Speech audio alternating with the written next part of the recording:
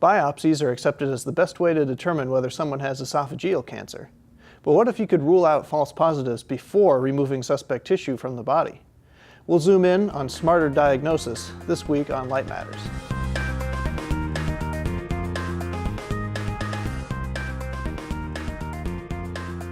This is Light Matters for June 10th, 2015. I'm your host, James Lowe.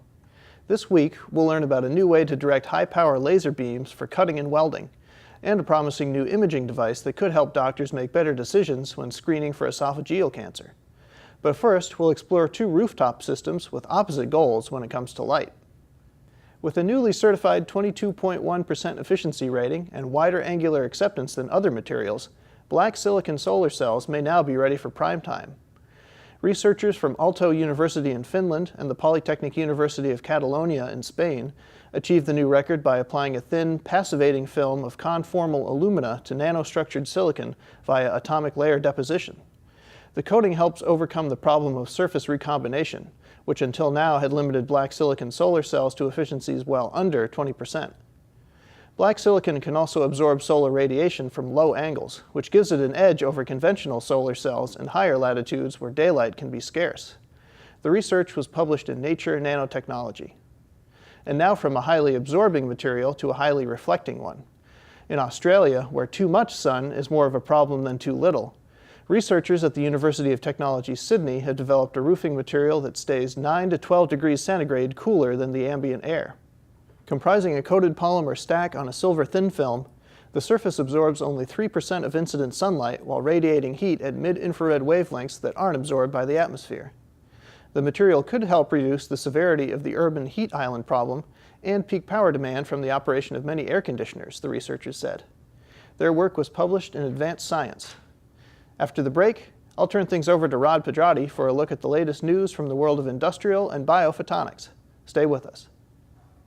Hello, my name is Tom Laux. I work with Advanced Scientific Concepts from Santa Barbara, California. Today what we're doing is discussing our new Peregrine camera. The Peregrine is a 3D flash LiDAR camera. 3D flash LiDAR camera, or 3D flash LiDAR technology, is something that is unique to Advanced Scientific Concepts. This is the lightest weight 3D flash LiDAR camera on the planet. For more information about Peregrine 3D flash LiDAR cameras, you can contact us and get our information via the web, asc3d.com. Welcome back. A new protective coating for silicon mirrors based on microelectromechanical systems, or MEMS technology, now allows for precision cutting and welding with the use of high-power lasers. Now, up until now, it's only been possible to use these small mirrors with laser outputs of just a few milliwatts. This was enough for heads-up displays for car windshields, but not for laser cutting and welding. The new protective coating allows the mirrors to withstand laser powers in the kilowatt range. That's enough to process aluminum or sheet steel that's used in automotive and aerospace manufacturing. Now, a major advantage of thin MEMS-based mirrors is that they can be swiveled back and forth at extremely high speeds, in fact reaching frequencies of up to 100,000 hertz. This allows the laser energy to be distributed much more effectively than with conventional laser systems. Their mirrors swivel at only around 1,000 hertz. The system was developed jointly by engineers at the Fraunhofer Institutes for Silicon Technology and Material and Beam Technology. Meanwhile, a low-cost, portable, and battery-powered microendoscope developed at Rice University could reduce the need for costly biopsies for patients undergoing screening for esophageal cancer. That's the conclusion of researchers behind a clinical study involving 147 high-risk patients in the US and in China. The microendoscope uses a 1 millimeter wide fiber optic cable attached to a standard endoscope. It provides fluorescent images with similar resolutions to those traditionally used for histology, and it allows endoscopists to see individual cells and cell nuclei in lesions suspected of being cancerous. Lead researcher and Rice professor Rebecca Richards-Cordum said the device can be built for less than $3,500 and offers a real advantage to patients.